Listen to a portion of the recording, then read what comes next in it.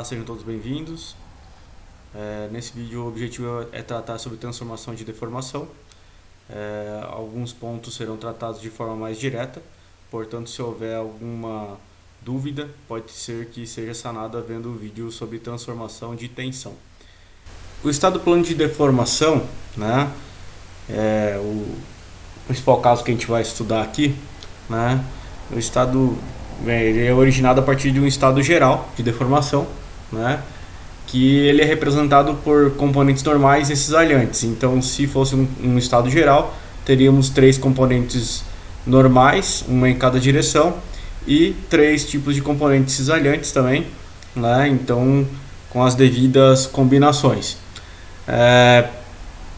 Já para o estado plano de deformação, a gente considera, né, então a gente acaba desconsiderando, por exemplo, ali as que estão na direção Z, né, e portanto permanecendo aí, né, apenas a deformação em X, deformação em Y e a deformação cisalhante em XY.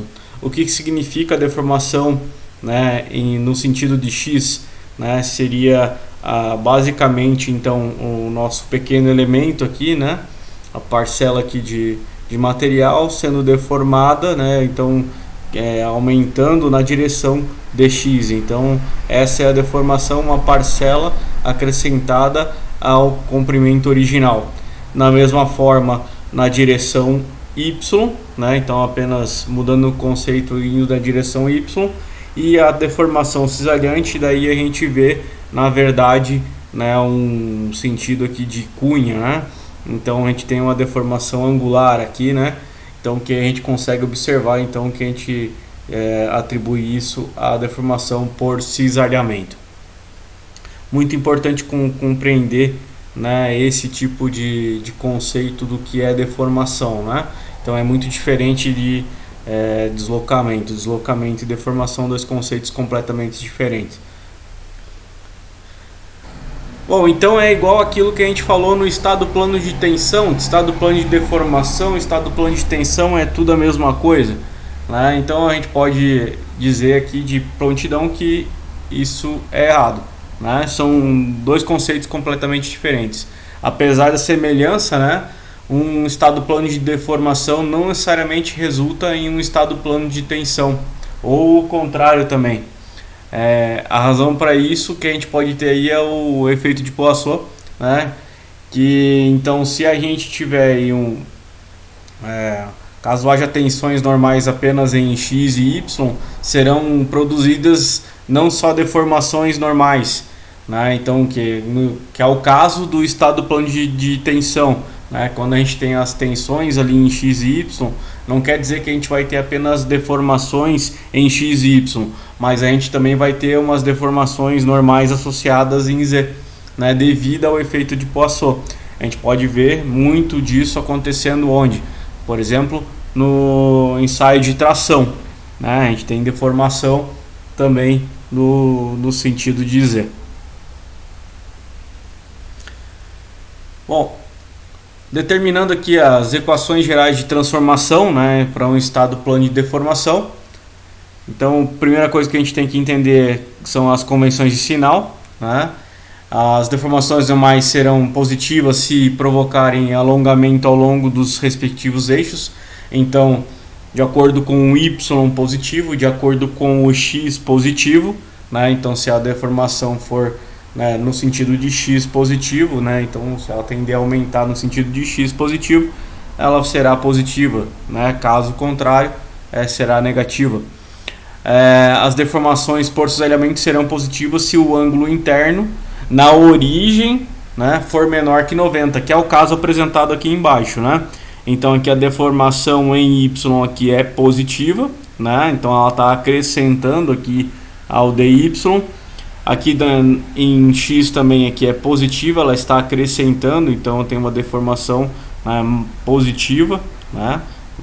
E aqui a gente também tem uma deformação cisalhante, que ela é positiva porque esse ângulo aqui, né, ele é menor que 90 graus, né, que é o ângulo que é perto da origem aqui.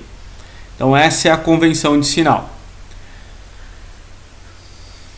Bom, O problema, na verdade, aqui, né, é determinar a partir de um estado de tensão, estado de deformação original, né? Então, deformação em x, y e um gama xy, né? Um estado de deformação, né, que seria uma deformação x no sentido de x', deformação normal no sentido de x', de y', e a deformação cisalhante de acordo com esse novo eixo coordenado que é x', y'. Então, basicamente aqui a gente vai ter que inicialmente conhecer qual é esse ângulo, né? Ou a partir desse ângulo, então a gente conseguir determinar esse novo estado de deformação. Então a gente vai ter inicialmente esse estado de deformação, né? Quer transformar nesse novo estado de deformação, né? Isso com apenas uma variável que é o ângulo θ, que seria o ângulo entre os eixos x e x', ou y e y', né? Então, e o θ ele será positivo, então é mais uma convenção no sentido anti-horário, da mesma forma como a gente fez para transformação de tensão. Então, aqui temos aqui a deformação positiva, né? Então, exemplificando aqui a deformação positiva de um elemento, né, já orientado em x', y'. E aqui a deformação por cisalhamento positiva também, esse elemento já orientado em y', x'. Mas inicialmente a gente vai ter um elemento que vai estar orientado em x, y, certo? Então a gente quer chegar nesses novos, né, nesse novo elemento, né, que vai ter essa cara deformada ao final, que é esse tracejado. Então, para que a gente possa determinar aqui a deformação normal por cisalhamento nessa nova orientação, né, a gente tem que saber primeiro como é que se dá aqui o comprimento original, né, e saber qual é a relação dele com o novo comprimento, que é o dx'. Então, se a gente fizer basicamente aqui, né, utilizar seno, cosseno, as relações trigonométricas, a gente vai conseguir determinar que o dx vai ser um dx' cosseno de θ, né? E o dy vai ser o dx' seno de θ, né? Da mesma forma a gente pode fazer para o dy, né? O dy'. Então, né, sabendo disso, a gente agora vai acrescentar a questão da deformação. O dx seria o comprimento não deformado. Então, o dx seria o nosso comprimento não deformado. Então, a deformação seria o ex vezes dx, né? O alongamento aqui. Com isso, né, e com a orientação que a gente tem, a nova orientação, a gente vai saber qual é a contribuição, né, que a deformação, né, no sentido de x dará, né, para o eixo x'. Da mesma forma a gente faz para o eixo y'. Então que a gente vai ter aqui o comprimento original, que é o dy, vai ter a contribuição devido à deformação no sentido de y, né? E a gente vai ter então a contribuição que será dada tanto no sentido de y' quanto no sentido de x' devido à deformação, né, no sentido de y. Então a gente começa a ver que, na verdade, né, a deformação que a gente tem no sentido de x, ela vai contribuir tanto para x' quanto para y'. Da mesma forma, a deformação que a gente tem em y originalmente, ela vai contribuir uma parcela para y' e uma parcela para x'. Basicamente decomposição, né? Utilização ali das relações trigonométricas, né? Então aqui a gente vai ver então, que a gente tem a deformação vezes dx vezes cosseno de θ e a deformação vezes dx vezes seno de θ. Então essa aqui é a contribuição para y' e essa aqui é a contribuição para x'. Da mesma forma que a gente vê a contribuição para y', Então a deformação em y vezes dy vezes cosseno de θ e a deformação em y vezes dy vezes o seno de θ. E da mesma forma a gente tem aqui então para deformação devido ao cisalhamento, né? Então a gente tem então que essa parcela aqui é o gama xy dy, né? E a gente vai ter então a contribuição dele, né? Devido ao ângulo aqui, né, do x' e y', né? Então o gama dy cosseno de θ, que será atribuído ao x', e o gama dy seno de θ, que vai ser atribuído ao y'. Aqui tem uma pequena reta que está alinhada ao y', que está um pouco difícil de enxergar nessa resolução, mas a gente consegue observar aqui, talvez com o auxílio do livro a gente consiga, né, observar de forma mais concreta, né?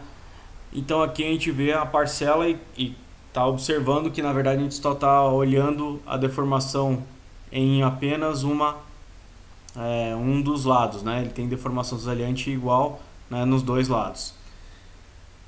E a gente sabe aqui então que, como a gente obteve o giro aqui, né, da nossa origem, né? Então de yx, de xy para x' e y', né? Também vai mudar esse ângulo que a gente tem com relação aos eixos coordenados, aos novos eixos coordenados, que vão ser determinados de acordo com beta e alfa, né?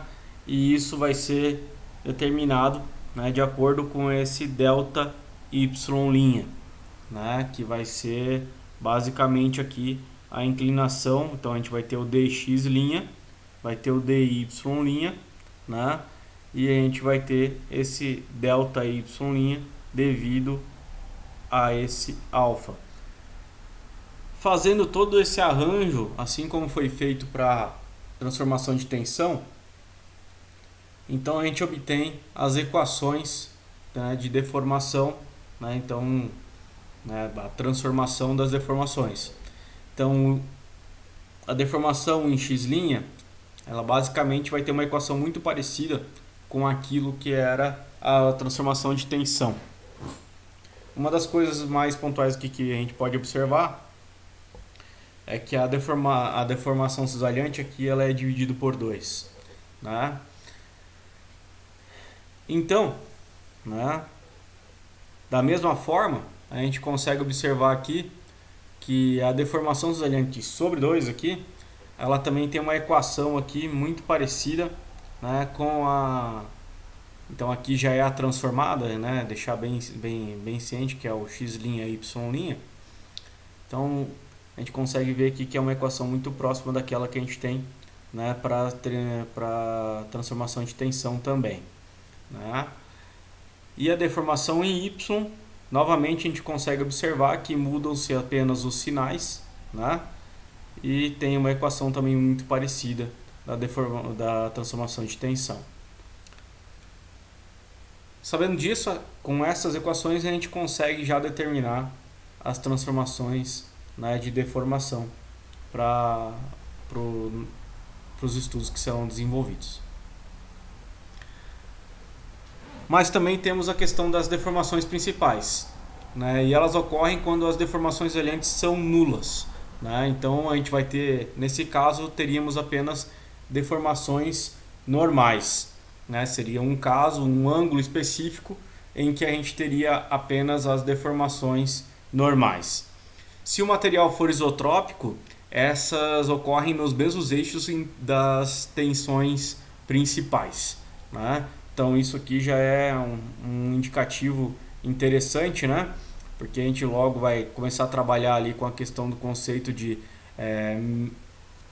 medir deformação, né? Então utilização de extensômetros, né? Então se a gente conseguir, né, determinar qual é a região que a gente tem a tensão principal, né, muitas vezes é interessante, né, porque é onde a gente vai ter a deformação principal, principalmente para um caso onde a gente tem material isotrópico.